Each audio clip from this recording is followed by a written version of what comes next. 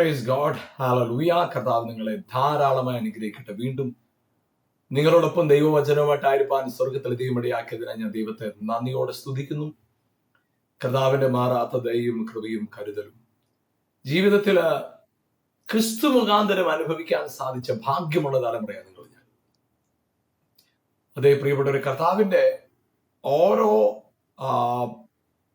പ്രവർത്തികളിലും അവൻ ചെയ്ത സകല കാര്യങ്ങളിലും നിങ്ങളുടെയും എന്റെയും ആമേൻ ഹല്ലേലൂയ രക്ഷയെ ഉറപ്പിക്കുന്ന കാര്യങ്ങൾ കർത്താവ് ചെയ്തതില്ല.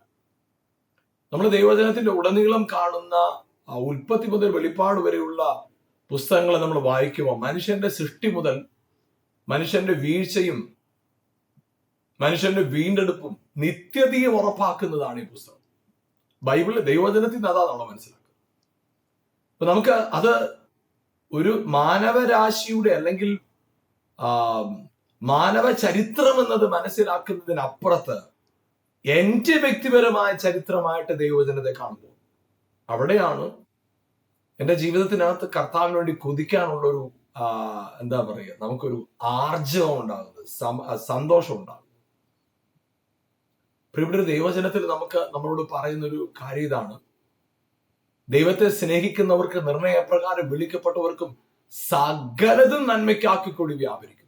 ജീവിതത്തിൽ സംഭവിക്കുന്ന ചില കാര്യങ്ങളെ ശരിയും തെറ്റുമൊക്കെ ആയിട്ട് നമ്മൾ കാണും, നെഗറ്റീവും പോസിറ്റീവും ഒക്കെ ആയിട്ട് നമ്മൾ മനസ്സിലാക്കി വെക്കും. പക്ഷെ സകലതിനെയും നമ്മുടെ നന്മയ്ക്കാക്കി തീർക്കുന്നവരാണ് നമ്മൾ. എല്ലാ കാര്യവും നമ്മൾ ഇടപെടുന്ന സകല കാര്യങ്ങളെ നമ്മുടെ നന്മയ്ക്കാക്കി കർത്താവ് തീർക്കും. അതുകൊണ്ട് ജീവിതത്തിനകത്ത് സംഭവിക്കുന്ന സകല കാര്യങ്ങളെ കർത്താവിന്റെ വീണ്ടെടുപ്പ് ചരിത്രത്തിന്റെ ഭാഗമായിട്ട് വേണം നമ്മളെ കാണാനായിട്ട്. ഞാൻ നശിക്കത്തില്ലെന്നുള്ള ഉറപ്പ് നമ്മുടെ അകത്ത് കർത്താവ് തന്നിരിക്കും. നാം വീണ് പോകത്തില്ല, നാം തകർന്നു പോകത്തില്ല എന്നുള്ള നിശ്ചയം നമ്മുടെ അകത്ത് കർത്താവ് ഇട്ടിരിക്കും. Praise God. ആ ഉറപ്പിലാണ് നമ്മൾ പോകുന്നത്, ആ ധൈര്യത്തിലാണ് നമ്മൾ നിലനിൽക്കുന്നത്. ഹല്ലേലൂയ. ഒരിടത്തും പതറിപ്പോകാതെ, ഒരിക്കലും ഒരു മേഖലയിലും തളർന്നു പോകാതെ, നിരാശപ്പെട്ടു പോകാതെ കർത്താവിനുള്ള ഒരു ഉറപ്പ് നമ്മുടെ ജീവിതത്തിന്റെ എല്ലാ മേഖലകളിലും നമ്മളെ വാഴും. അത് കർത്താവ് നമ്മെ കുറിച്ച് ആഗ്രഹിക്കുന്ന കാര്യം. ഹല്ലേലൂയ. പ്രിയപ്പെട്ടവരെ, കർത്താവ് സകലവും സൃഷ്ടിച്ചപ്പോ നമുക്കറിയാം തന്റെ വചനത്താലാണ് സകലത്തിനും സൃഷ്ടിച്ചത്. വെളിച്ചമുണ്ടാകട്ടെ എന്ന് പറഞ്ഞു, കൽപ്പിച്ചു, വെളിച്ചമുണ്ടായി. വെളിച്ചം നല്ലത് എന്ന് ദൈവം. അപ്പൊ വെളിച്ചത്തെ നല്ലതെന്ന് കണ്ടവനായ ദൈവം പിന്നത്തതിൽ കർത്താവ് സൃഷ്ടിച്ച സകലത്തിനെയും കർത്താവ് നല്ലതെന്ന്. നമുക്ക് ഒന്ന് ചിന്തിച്ചു നോക്കുക. നമ്മുടെ ഹൃദയത്തിൽ ഒരു കാര്യം ചെയ്യണമെന്ന് പറയുമ്പോൾ, ഞാൻ കുറെ നാളുകൾക്ക് മുമ്പ് ഒരു ചർച്ചിന്റെ പള്ളിയുടെ അതിന്റെ പണിയും കാര്യങ്ങളും ഒക്കെ കണ്ടുവന്നുണ്ട്. അതിന്റെ കാര്യങ്ങൾ ചെയ്യുന്നവരുമായിട്ട് ഞാൻ സംസാരിച്ചു. അപ്പൊ ആ പ്ലാൻ വരയ്ക്കുന്നവർ എന്നോട് ചോദിച്ചൊരു കാര്യം അതാ: നിങ്ങളുടെ മനസ്സിൽ എന്തെങ്കിലും ഒരു ഇമേജസ് ഉണ്ടോ? നിങ്ങളുടെ മനസ്സിൽ എന്തെങ്കിലും ഒരു ഐഡിയ ഉണ്ടോ? ഇതിങ്ങനെ ആയിരിക്കണം, അതിന്റെ ഹോളുകൾ ഇങ്ങനെ ആയിരിക്കണം, അതിന്റെ സ്റ്റെപ്പുകൾ എങ്ങനെ ആയിരിക്കണം, അതിന്റെ രൂപം എങ്ങനെ ആയിരിക്കണം, അതിന്റെ സ്റ്റേജ് ഇങ്ങനെ ആയിരിക്കണം, അതിന്റെ ആളുകൾ ഇരിക്കുന്ന സ്ഥലം ഇങ്ങനെ ആയിരിക്കണം. എന്താണ് മനസ്സിൽ ഭാവന ഉള്ളത്? എന്നോട് ചോദിച്ചൊരു കാര്യം. അപ്പൊ അവര് എന്റെ ഭാവനയോട് ചേർന്നാണ് ഞാൻ പറഞ്ഞു അത് ഇങ്ങനെയൊക്കെ ആണെങ്കിൽ നല്ലതാണ്. അവരതനുസരിച്ച് അതിനെ വരച്ചത്. പ്രിയപ്പെട്ട, ഞാൻ പറയട്ടെ, നമ്മുടെ ജീവിതത്തിനകത്ത് കർത്താവ് നമ്മുടെ ഹൃദയത്തിനകത്ത് ദൈവവചനം വായിക്കുമ്പോഴെല്ലാം നമ്മുടെ അകത്ത് ഉണ്ടാകേണ്ടത്, നമുക്ക് കാണാൻ മേലാത്ത, എത്തിപ്പെടാൻ മേലാത്ത മേഖലയിൽ എവിടെയോ എന്തോ ആരോ ചെയ്തു തീർത്ത് ആ നിലയിലല്ല നമ്മൾ കാര്യങ്ങളെ കാണേണ്ടത്. പകരമായി നാം കാണേണ്ട ഒരു കാര്യമുണ്ട്. നമ്മുടെ ജീവിതത്തില് നമ്മൾ കടന്നു പോകുന്ന സകല മേഖലകളിൽ നമുക്ക് വേണ്ടി കൂടിരുന്ന് പ്രവർത്തിക്കുന്ന കർത്താവിന്റെ ചരിത്രം, കർത്താവിന്റെ പ്രവൃത്തിയായിട്ട് ദൈവവചനത്തെ കാണും. എന്നെ കുറിച്ചാണെന്ന് മനസ്സിലാക്കണം. അത് ഏതോ ദൂരെ ഒരു മേഖല നടക്കുന്നില്ല. അത് എന്റെ വ്യക്തിപരമായ ജീവിതത്തിൽ, എന്റെ വീട്ടിനകത്ത് നടക്കുന്ന സംഭവം, എന്റെ വ്യക്തിപരമായ ജീവിതത്തെ കുറിച്ച് വചനം എഴുതിയിരിക്കുന്നത്. അങ്ങനെ വചനത്തെ നിങ്ങൾ കാണും. ഹല്ലേലൂയ. ഞാൻ പറയട്ടെ, നിങ്ങളുടെ ജീവിതത്തിന്റെ ചരിത്രത്തെ മാറ്റാൻ വചനത്തിന് ശക്തിയുണ്ട്. നിങ്ങളുടെ ജീവിതത്തിന്റെ അവസ്ഥകളെ പരിവർത്തനത്തിലേക്ക്, അതായത് നിങ്ങളൊരു അനുഗ്രഹമാണെന്ന് നിങ്ങൾ മനസ്സിലാക്കണം. യെസ്, അത് ഈ ദൈവവചനം നമ്മുടെ കയ്യിൽ തന്നിരിക്കുന്നത് നമ്മെ കുറിച്ചുള്ള ദൈവത്തിന്റെ പദ്ധതി, ദൈവത്തിന്റെ ആ ഗ്രേറ്റ് പ്ലാൻ നമ്മുടെ അകത്തൊന്ന് ഇംപ്ലാന്റ് ചെയ്യാനായിട്ട്, നടാനായിട്ടാണ് ഈ വചനം തന്നിരിക്കുന്നത്. അതുകൊണ്ട് ഓരോ ദിവസവും വചനം വായിക്കുമ്പോൾ നമ്മുടെ ഉള്ളിൽ ഉണ്ടാകേണ്ട ബോധ്യമാണ്. Praise God. ഹല്ലേലൂയ. ഇവിടെ നമുക്ക് ഈ പുസ്തകത്തിൽ ഉൽപ്പത്തി പുസ്തകത്തിൽ നമ്മൾ വായിക്കുമ്പോൾ കർത്താവ് സകലത്തിനും സൃഷ്ടിച്ചവനായ ദൈവം പിന്നത്തതിൽ മാനവരാശി വീണുപോയപ്പോ കർത്താവ് ഹാനോക്കിന്റെ കൂടെ നടന്നു എന്ന് നമ്മൾ കാണുന്നു. നോഹയ്ക്ക് യഹോവയുടെ കൃപ ലഭിച്ചു എന്ന് നമ്മൾ കാണുന്നു. എന്നാൽ കർത്താവിന്റെ അടുത്ത വലിയ എൻകൗണ്ടർ, കർത്താവിന്റെ ഏറ്റവും വലിയ ഇടപെടൽ കാണുന്നത് അബ്രഹാമുമായിട്ട്. അബ്രഹാമിന്റെ ജീവിതത്തിൽ നമ്മൾ കാണുമ്പോൾ അബ്രഹാമിനോട് കർത്താവ് പറഞ്ഞൊരു കാര്യമുണ്ട്, ഞാൻ നിന്നെ അനുഗ്രഹിച്ച് നിന്നെ വലിയൊരു ജാതിയാക്കും. നമുക്ക് ഉൽപ്പത്തി പുസ്തകം അതിന്റെ 12-ാം അധ്യായത്തിൽ നിന്ന് വായിക്കാം. ഉൽപ്പത്തി പുസ്തകം അതിന്റെ 12-ാമത്തെ അധ്യായത്തില് നമ്മൾ അവിടെ ഇങ്ങനെയാണ്, നമുക്ക് എല്ലാവർക്കും അറിയാവുന്ന വാക്യങ്ങളാണിത്. അതിന്റെ 1, 2, 3 വാക്യങ്ങളെ ഞാൻ വായിക്കാം. യഹോവ അബ്രഹാമിനോട് അരുളി ചെയ്തതെന്തെന്നാൽ, നിന്റെ ദേശത്തെയും ചാർച്ചക്കാരെയും പിതൃഭവനത്തെയും വിട്ടുപുറപ്പെട്ട് ഞാൻ നിന്നെ കാണിപ്പാനിരിക്കുന്ന ദേശത്തേക്ക് പോകാം. ഞാൻ നിന്നെ വലിയൊരു ജാതിയാക്കും, നിന്നെ അനുഗ്രഹിച്ച് നിന്റെ പേര് വലുതാക്കും, നീ ഒരു അനുഗ്രഹമായിരിക്കും. നിന്നെ അനുഗ്രഹിക്കുന്നവരെ ഞാൻ അനുഗ്രഹിക്കും, നിന്നെ ശപിക്കുന്നവരെ ഞാൻ ശപിക്കും, നിന്നിൽ ഭൂമിയിലെ സകല വംശങ്ങളും അനുഗ്രഹിക്കപ്പെടും. അപ്പൊ ഇവിടെ ദൈവം അബ്രഹാമിനോട് പറയുന്ന ഒരു കാര്യം ഇതാണ്, അബ്രഹാമെ, ഞാൻ നിന്നെ അനുഗ്രഹിച്ച് നിന്നെ വലിയൊരു ജാതിയാക്കും, നീ ഒരു അനുഗ്രഹമായിരിക്കും, നിന്നിൽ നിന്ന് ഭൂമിയിലെ സകല വംശങ്ങളും, നിന്നാൽ ഭൂമിയിലെ സകല വംശങ്ങളും അനുഗ്രഹിക്കപ്പെടും. അപ്പൊ ദൈവം ഇവിടെ അബ്രഹാമിനോട് സംസാരിക്കുമ്പോൾ അബ്രഹാമിനെ കുറിച്ചുള്ള ദൈവത്തിന്റെ ആഗ്രഹം ദൈവം അബ്രഹാമിനോട് പറയും. അബ്രഹാമേ, എന്റെ ആഗ്രഹം, എന്റെ ഹൃദയത്തിൽ അബ്രഹാം എന്ന് പറയുമ്പോൾ അബ്രഹാമിനെ കുറിച്ചുള്ള എന്റെ ദർശനം ഇതാണ്, നിന്നെ ഒരു അനുഗ്രഹമാക്കി തീർക്കണം, നിന്നെ വലിയൊരു ജാതിയാക്കി തീർക്കണം. അതെന്റെ ആഗ്രഹമാണ്. കർത്താവ് അബ്രഹാമിനെ അനുഗ്രഹിച്ചു എന്ന് പറയുമ്പോൾ അതിനെ മറ്റൊരു വിധത്തിൽ ചിന്തിക്കാം. കർത്താവിന്റെ മനസ്സുകൊണ്ട് അത് ആഗ്രഹിച്ചു, ആശിച്ചു. ചിന്തിച്ചു നോക്കിക്കുക, നമ്മള് ഈ മാതാപിതാക്കളൊക്കെ വാർദ്ധക്യം ചെല്ലുമ്പോൾ കുഞ്ഞുങ്ങളെ അനുഗ്രഹിക്കാം. അവർ നീ നന്നായി വാ, നന്നായിട്ടിരിക്കട്ടെ, അനുഗ്രഹമായിരിക്കട്ടെ എന്ന് പറയുമ്പോ അവരുടെ അകത്ത് അനുഗ്രഹത്തെ കുറിച്ചൊരു ഇമേജ് ഉണ്ട്, രൂപമുണ്ട്. അത് വെച്ച് അവർ പറയും നിങ്ങൾ അനുഗ്രഹിക്കപ്പെടണമെന്ന്. പ്രിയപ്പെട്ടവരുടെ, ദൈവജനത്തിൽ നമ്മൾ കാണുന്നത് ദൈവത്താലുള്ള അനുഗ്രഹം നമ്മുടെ ജീവിതത്തിലേക്ക് കർത്താവ് പകരുമ്പോ, ഹല്ലേലൂയ, അത് വാഗ്ദത്തമായിട്ട് നമുക്ക് തരുമ്പോ, വാഗ്ദത്തം പ്രോമിസ്, ഈ വാഗ്ദത്തം നമുക്ക് തരുന്ന എന്തിനാണെന്നറിയാം? ആ വാഗ്ദത്തം വായിച്ച് അത് എവിടെയെങ്കിലും എഴുതി ഒട്ടിച്ചു വെക്കുന്ന നല്ല കാര്യമാണ്, അത് വായിക്കുന്ന നല്ല കാര്യമാണ്, കേൾക്കുന്ന നല്ല കാര്യമാണ്. പക്ഷേ അതിനനുസരിച്ച് നിങ്ങൾ കേൾക്കുന്ന ദൈവവചനം അനുസരിച്ച്, ദൈവം നിങ്ങളോട് സംസാരിച്ച വചനത്തിനനുസരിച്ച് നിങ്ങളുടെ സങ്കല്പത്തെ, നിങ്ങളെ കുറിച്ചുള്ള സങ്കല്പത്തെ നിങ്ങൾ റീഡിസൈൻ ചെയ്യണം. നിങ്ങൾ വീണ്ടും അതിനെ വരയ്ക്കണം, നിങ്ങൾ വീണ്ടും അതിനെ ഭംഗിയായി കാണണം. നിങ്ങളുടെ ഉള്ളിൽ ആ വലിയ സങ്കല്പം, ആ വലിയ ചിന്ത, ദൈവവചനത്തിന്റെ ഉറപ്പ് നിങ്ങളുടെ ഉള്ളിലേക്ക് ആഴ്ന്നിറങ്ങി ദൈവവചനം പറയുന്ന അനുസരിച്ച് ഞാൻ ഇങ്ങനെയാണ് എന്ന ബോധ്യം നമ്മുടെ അകത്തുണ്ടാകും. ഹല്ലേലൂയ. പ്രിയപ്പെട്ട യേശുക്രിസ്തു യോർദാനിൽ സ്നാനമേറ്റതിന് ശേഷം 40 ദിവസം മരുഭൂമിയിൽ പരീക്ഷിക്കപ്പെട്ടു. അതിനുശേഷം കർത്താവ് പതിവ് പോലെ ദേവാലയത്തിലേക്ക് ചെന്ന് അവന് വായിക്കാൻ നൽകി. തിരുവെഴുത്ത്, യേശയ്യാ പ്രവാചക പുസ്തകത്തിന് തിരുവെഴുത്ത് അവന് വായിക്കാൻ നൽകിയപ്പോ അവൻ വായിച്ചു. എന്നിട്ട് ഇങ്ങനെ പറഞ്ഞു, ഇത് നിങ്ങളിത് വായിച്ച് കേൾക്കയിൽ ഇതിന്ന് നിവൃത്തിയായിരിക്കാം. അപ്പൊ കർത്താവിനറിയാം ഇത് എന്നെ കുറിച്ചുള്ളതാണ്. പ്രിയപ്പെട്ട, നമ്മൾ ഈ വചനം വായിക്കുമ്പോണ്ടല്ലോ, നമ്മൾ അത് ഒരു വായനാ പുസ്തകമായിട്ട് ഇതിനെ കാണുന്നത്, ഒരു മതഗ്രന്ഥമായിട്ട് ഇതിനെ കണ്ട് ഇതിന്റെ യഥാർത്ഥ ഉദ്ദേശത്തിൽ നിന്ന് പുറത്തു പോകാതെ ഇതിനകത്തൊന്ന് നിങ്ങളുടെ ഇമേജിനെ ഒന്ന് മാറ്റിക്കുക. നിങ്ങളെ കുറിച്ചൊന്ന് വലുതായിട്ടൊന്ന് ചിന്തിച്ച് നിങ്ങളുടെ ജീവിതത്തെ, നിങ്ങളുടെ കുടുംബത്തെ കുറിച്ച്, നിങ്ങളുടെ തലമുറകളെ കുറിച്ച്, നിങ്ങളുടെ ഭാവിയെ കുറിച്ച് ഏറ്റവും ഗ്രേറ്റസ്റ്റ് ആയിട്ട് കർത്താവ് നിങ്ങൾക്ക് വേണ്ടി ഒരുക്കിയിരിക്കുന്നുണ്ട്. നിങ്ങളുടെ കണ്ണുകളൊന്ന് കാണട്ടെ, നിങ്ങളുടെ ഹൃദയം ഒന്ന് കാണട്ടെ. അത് നിങ്ങളുടെ ഭാവനയിലേക്ക്, അത് നിങ്ങളിലേക്ക് അത് ഒഴുകി എത്തട്ടെ. Yes, praise God. ഇവിടെ ഈ ദൈവവചനത്തിൽ നിങ്ങൾ വായിക്കുമ്പോ അബ്രഹാമിനോട് കർത്താവ് പറയുക, ഞാൻ നിന്നെ അനുഗ്രഹിച്ച് നിന്നെ വലിയ ജാതിയാണ്, നിന്നെ രാജാക്കന്മാർ ഉത്ഭവിക്കും. ഇത് കർത്താവ് പറയുമ്പോ ഇത് കർത്താവിന്റെ ഹൃദയത്തിലെ ആഗ്രഹം അബ്രഹാമിനോട് അനുഗ്രഹമായിട്ട് പറയും.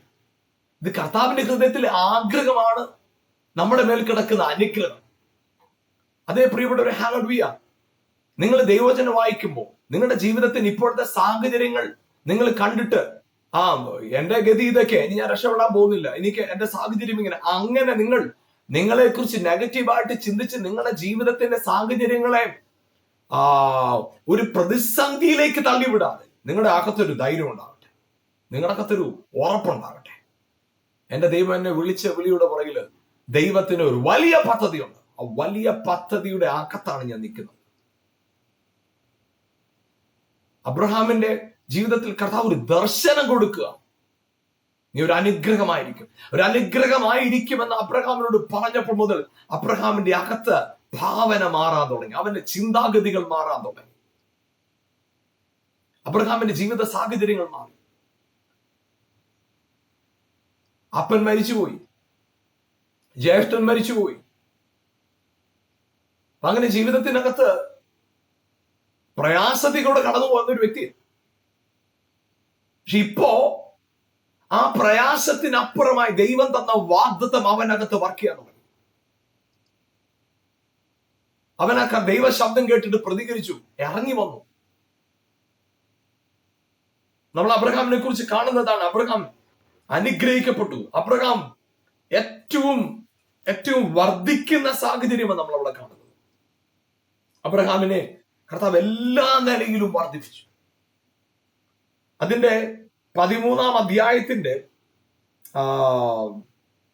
13-ാം അധ്യായത്തിൽ നമ്മൾ കാണുന്നത് 6-ാം വാക്യം, അവർ ഒന്നിച്ചു പാർപ്പാൻ തക്കവണ്ണം ദേശത്തിന് അവരെ വഹിച്ചുകൂടാനും സമ്പത്ത് വളരെ ഉണ്ടായിരുന്നുകൊണ്ട് അവർക്ക് ഒന്നിച്ച് പാർപ്പാൻ കഴിഞ്ഞില്ല. അബ്രഹാമിനെ ലോത്തിനെ കുറിച്ചാണ്. അപ്പൊ വർദ്ധിപ്പിച്ചു, ദൈവമാണ് വർദ്ധിച്ചു. കാരണം ദൈവം അബ്രഹാമിന് കൊടുത്ത വാഗ്ദത്തമാണ്, ഞാൻ നിന്നെ വർദ്ധിപ്പിച്ച് നിന്നെ വലിയൊരു ജാതിയാക്കും. പ്രിയപ്പെട്ട, ഞാൻ പറയട്ടെ, അതാണ് അബ്രഹാമിന്റെ അനുഗ്രഹത്തിന്റെ പ്രത്യേകത. അബ്രഹാമിന്റെ അനുഗ്രഹം, അബ്രഹാം വർദ്ധിക്കുക എന്നല്ല, ദൈവം പറഞ്ഞ് ഞാൻ നിന്നെ വർദ്ധിപ്പിച്ച് വലിയ ജാതിയാക്കും. ദൈവം അബ്രഹാമിന് കൊടുത്ത പ്രോമിസ്. Praise God, hallelujah. നിങ്ങളുടെ ജീവിതത്തിന്റെ സാഹചര്യങ്ങൾ ഏത് നിലവാരത്തിലുള്ളതായിക്കോട്ടെ, അവിടെ നിങ്ങളെക്കുറിച്ച് ചെറുതായിട്ട് ദർശനം കാണാതെ ദൈവം നിങ്ങളോട് പറഞ്ഞ ഹയർ ലെവലിൽ നിങ്ങളെക്കുറിച്ച് നിങ്ങൾ ദർശനം കാണും. ഹല്ലേലൂയ. അബ്രഹാമിനോട് കർത്താവ് പറഞ്ഞതുപോലെ അബ്രഹാമിനെ ദൈവം വർദ്ധിപ്പിച്ചു. അവന്റെ സമ്പത്ത് വർദ്ധിച്ചു. അബ്രഹാമിനും ലോത്തിനും അവിടെ ഇങ്ങനെ എഴുതിയിരിക്കുന്ന, അവർ ഒന്നിച്ച് പാർപ്പാൻ കഴിയാത്തവണ്ണം ദേശത്തിന് വഹിക്കാൻ കഴിയാത്തവണ്ണം അനുഗ്രഹം. നമ്മൾ അതാ കാണുന്നത്. അബ്രഹാമിനെ കുറിച്ച് എഴുതിയിരിക്കുന്ന പോലെ തന്നെ നമുക്ക് യോബിനെ കുറിച്ചും അങ്ങനെയാ പറയുന്നത്. യോബിന്റെ അനുഗ്രഹത്തെ കുറിച്ച് നമ്മൾ വായിക്കുമ്പോഴും അവിടെയും അങ്ങനെ തന്നെയാണ് നമ്മൾ കാണുന്നത്. യോബിന്റെ ജീവിതത്തില് യോബിന്റെ അനുഗ്രഹത്തെ കുറിച്ച് നമ്മൾ അവിടെ വാക്യത്തിൽ ഇങ്ങനെയാണ് എഴുതിയിരിക്കുന്നത്, അവന്റെ സമ്പത്ത് കൊണ്ട് ദേശം നിറഞ്ഞിരിക്കുന്നു എന്നാണ് എഴുതിയിരിക്കുന്നത്.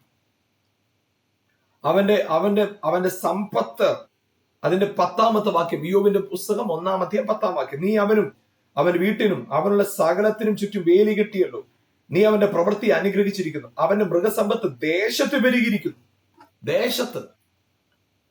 ഇത് കർത്താവിന്റെ അനുഗ്രഹം ഒരുവന്റെ മേൽ വരുമ്പോൾ, കർത്താവ് ഒരുവനെ അനുഗ്രഹിക്കുമ്പോൾ, അത് അവന്റെ പരിമിതി, അവന്റെ ആഗ്രഹം, അവന്റെ യോഗ്യത, അവന്റെ പ്രാപ്തിക്ക് തക്കവണ്ണമല്ല അവൻ അനുഗ്രഹിക്കുന്നത്. അവൻ ഒരുവനെ അനുഗ്രഹിക്കുമ്പോൾ അവന്റെ പ്രാപ്തിക്ക് തക്കവണ്ണം, ദൈവത്തിന്റെ പ്രാപ്തിക്ക് തക്കവണ്ണം. അതേ പ്രിയപ്പെട്ടവരെ, അത് ഹല്ലേലൂയ, ഞാൻ നിങ്ങളുടെ വചനം പറയുമ്പോൾ എനിക്ക് എന്റെ ജീവിത അനുഭവമായി പറയാൻ സാധിക്കും. ആമേൻ. എന്റെ യോഗ്യതയ്ക്ക് തക്കവണ്ണമല്ല, എന്റെ കഴിവിനോ വിശുദ്ധിക്കോ തക്കവണ്ണമല്ല കർത്താവിനെ അനുഗ്രഹിച്ചത്. അവന്റെ യോഗ്യതയ്ക്ക്, അവന്റെ വിശുദ്ധിക്ക് തക്കവണ്ണം സകല മേഖലകളിലും ഐ ആം ബ്ലെസ്ഡ്. ഞാൻ അനുഗ്രഹിക്കപ്പെട്ടവനാണ്. അതെന്റെ യോഗ്യത അനുസരിച്ചല്ല, എന്റെ വിശുദ്ധി അനുസരിച്ചല്ല. അവന്റെ യോഗ്യത, അവന്റെ ശക്തി, അവന്റെ ധനം, അവന്റെ വിശുദ്ധി. നമ്മളിലുള്ള നമ്മുടെ സങ്കല്പങ്ങളുടെ പ്രശ്നം എന്താണെന്നറിയാം. നമ്മൾ പലപ്പോഴും നമ്മളെ കാണുന്നത് എന്റെ കുറവ്, എന്റെ പ്രതികൂലങ്ങൾ, എന്റെ പ്രതിസന്ധി, എന്റെ ബലഹീനതകളെ കർത്താവ് കണക്കിട്ടെന്നെ തകർക്കുന്ന ദൈവമായിട്ടാണ് നാം ദൈവത്തെ കാണുന്നത്. ഹല്ലേലൂയ. നമുക്ക് വേണ്ടി സ്വന്തം പുത്രനെ യാഗമാക്കി തന്ന കർത്താവിന്റെ സ്നേഹത്തെ മറന്നിട്ട് ദഹിപ്പിക്കുന്ന അഗ്നിയായി മാത്രം നാം ദൈവത്തെ കാണുക. സ്നേഹിക്കുന്ന പിതാവായിട്ട് അവനെ കാണുന്നില്ല. പ്രിയപ്പെട്ടവരെ, ഹല്ലേലൂയ. യോഹന്നാന്റെ സുവിശേഷം 1:18 ഇങ്ങനെയാ പറയുന്നത്, ദൈവത്തെ ആരും ഒരു നാളും കണ്ടിട്ടില്ല. എന്നാൽ പിതാവിന്റെ മടിയിലിരിക്കുന്ന ഏകജാതനായ പുത്രൻ അവനെ വെളിപ്പെടുത്തി.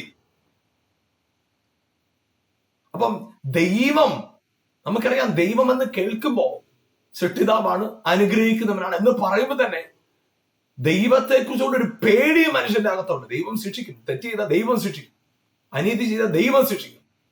അപ്പോഴല്ലേ ചില വിഷയങ്ങളൊക്കെ വരുമ്പോൾ ചിലർ പറയാറില്ലേ, ദൈവം നോക്കിക്കോളും. അപ്പൊ ആ ദൈവത്തിന്റെ അടുക്കൽ പോകുമ്പോൾ നമ്മുടെ കുറവുകളും ബലഹീനതകളും തക്കവണ്ണം നമ്മളോട് ഇടപെടുന്നവനായ ദൈവത്തെ അവിടെ കാണാം. എന്നാൽ യേശു വെളിപ്പെടുത്തിയത് നമ്മുടെ കുറവുകൾക്കും ബലഹീനതകൾക്കും തക്കവണ്ണം നമ്മളോട് പെരുമാറുന്ന, നമുക്ക് അതനുസരിച്ച് നമ്മുടെ പ്രവർത്തിക്ക് തക്കവണ്ണം, നമ്മുടെ ഇടപെടലിന് തക്കവണ്ണം നമ്മളോട് പെരുമാറുന്ന ഒരു ദൈവത്തെ അല്ല യേശു പറഞ്ഞത്. പിതാവിന്റെ മടിയിലിരിക്കുന്ന ഏകജാതനായ പുത്രൻ. അതങ്ങനെ തന്നെയാണ് വചനം. എന്താണ് ഈ മടിയിലിരിക്കുക? നമുക്കറിയാം, നമ്മൾ കുഞ്ഞുങ്ങളെ മടിയിലിരുത്തുന്നത്, കുഞ്ഞിനെ സ്നേഹിക്കുമ്പോൾ കുഞ്ഞിനെ മടിയിൽ പിടിച്ചിരുത്തും. കുഞ്ഞിന് ഭക്ഷണം കൊടുക്കുമ്പോൾ നമ്മൾ മടിയിലിരുത്തി ഭക്ഷണം കൊടുക്കാറുണ്ട്. കുഞ്ഞ് ഭയപ്പെടുമ്പോൾ ഓടി വന്ന് പിതാവിന്റെ മടിയില, മാതാവിന്റെ മടിയിലാ വന്നിരിക്കുന്നത്. ഒരു സ്ട്രേഞ്ചേഴ്സ്, അപരിചിതരെ ആളുകൾ വന്നാൽ കുഞ്ഞ് ഓടി വരുന്നത് അല്ലെ. നമുക്ക് ഇടിമുഴക്കോ ഇടിമിന്നലൊക്കെ ഉണ്ടാകുമ്പോഴേ കുഞ്ഞുങ്ങൾ ഓടി ആ അമ്മയുടെ അപ്പന്റെയോ മടിയിൽ വന്നിരിക്കും. ഇവിടെ പിതാവിന്റെ മടിയിലിരിക്കുന്ന എന്റെ പ്രൊവിഷൻ മുഴുവൻ അവിടെയാണ്, എന്റെ സുരക്ഷിതത്വം അവിടെയാണ്. ഹല്ലേലൂയ. പ്രിയപ്പെട്ടവരെ, ഈ ദൈവത്തെ കുറിച്ചുള്ള കാഴ്ചപ്പാട്, അതായത് ദൈവത്തിന്റെ ഹൃദയത്തിലെ ആഗ്രഹമാണ് നമ്മുടെ അനുഗ്രഹമായി മാറുന്നത്. ദൈവം ഹൃദയത്തിൽ നമ്മളെ കുറിച്ച് ആഗ്രഹിക്കുന്നത് ഒരൊറ്റ വ്യക്തി പോലും നഷ്ടപ്പെട്ടു പോകരുത്. അതുകൊണ്ടാണ് യോഹന്നാന്റെ സുവിശേഷം 3:17 പറയുന്നത്, കർത്താവ് ഈ ഭൂമിയിലേക്ക് ആരും മനുഷ്യപുത്രനെ നശിപ്പിക്കാനായിട്ടല്ല, തകർക്കാനായിട്ടല്ല, രക്ഷിപ്പാനായിട്ട് പുത്രനെ ഭൂമിയിലേക്ക് അയച്ചത്. നമ്മുടെ അകത്ത് ദൈവത്തെക്കുറിച്ചുള്ള കാഴ്ചപ്പാട്, ദൈവത്തെക്കുറിച്ചുള്ള അറിവ്, ദൈവത്തെക്കുറിച്ചുള്ള ചിന്താധാരകൾ മാറട്ടെ. എന്റെ ദൈവം എനിക്ക് വേണ്ടി ഒരുക്കിയിരിക്കുന്നത് നല്ലതാണെന്നുള്ള ബോധ്യം നമ്മുടെ അകത്ത് വരട്ടെ.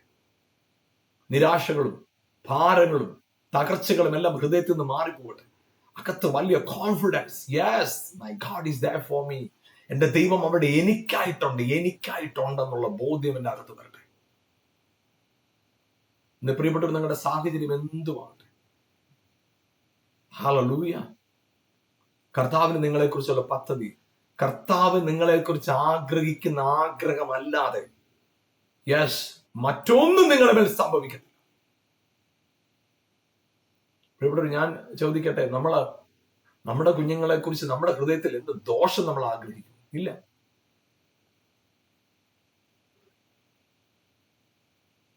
അതെ, അബ്രഹാമിനോട് കർത്താവ് പറഞ്ഞു, ഞാൻ നിന്നെ അനുഗ്രഹിച്ച് നിന്നെ വലിയ ജാതിയാക്കും, ഞാൻ നിന്നെ വർദ്ധിപ്പിക്കും. അബ്രഹാമിന്റെ സമ്പത്ത് കൊണ്ട്, അബ്രഹാമിന് ലോത്തിന്റെയും സമ്പത്ത് കൊണ്ട് ദേശം നിറഞ്ഞു. എന്നാൽ നമുക്കറിയാം, അവിടെ അവര് തമ്മിലുള്ള ഒരു ഫൈറ്റ് ഉണ്ടായി.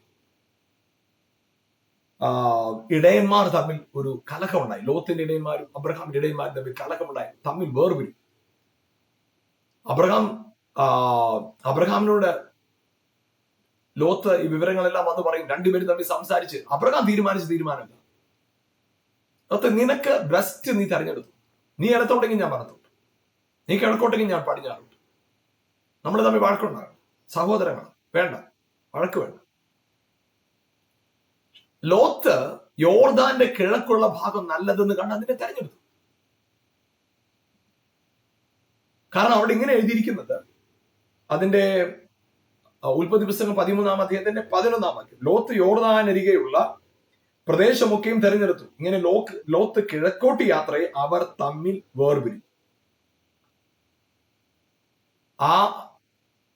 ആ പ്രദേശം തെരഞ്ഞെടുക്കാനുള്ള റീസൺ ആയിട്ട് പറയുന്നത്, അതിന്റെ 10-ാമത്തെ വാക്യം പറയുന്നത്, അത് നീരൊഴുക്കുള്ള സ്ഥലമെന്ന് കണ്ടു. എന്നിട്ടാണത് ആ സ്ഥലത്തെ തെരഞ്ഞെടുക്കുന്നത്.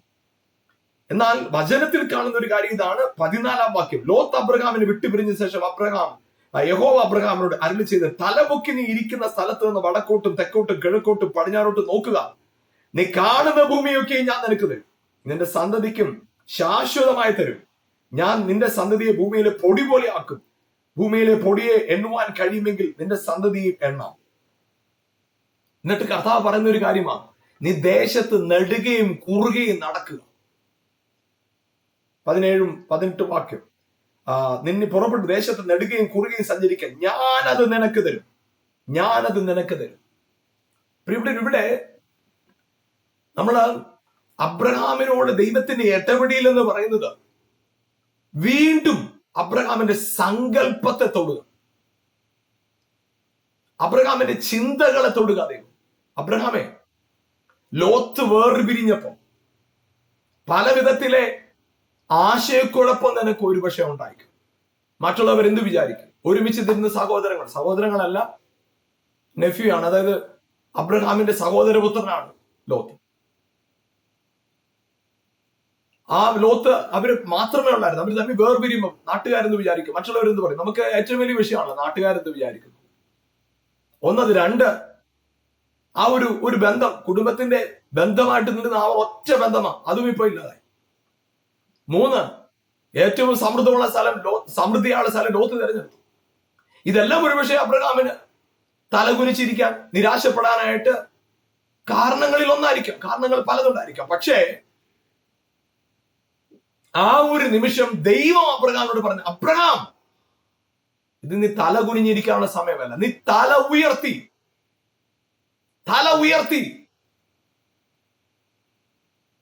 കിഴക്കോട്ടും തെക്കോട്ടും പടിഞ്ഞാറോട്ടും വടക്കോട്ടും നോക്കുക. നീ കാണുന്ന ദേശം നിനക്ക് തരും, നീ കാണുന്ന ദേശം. Price God, hallelujah. പ്രിയപ്പെട്ടവരെ, നമ്മുടെ വിഷൻ ഈസ് വെരി ഇമ്പോർട്ടന്റ്.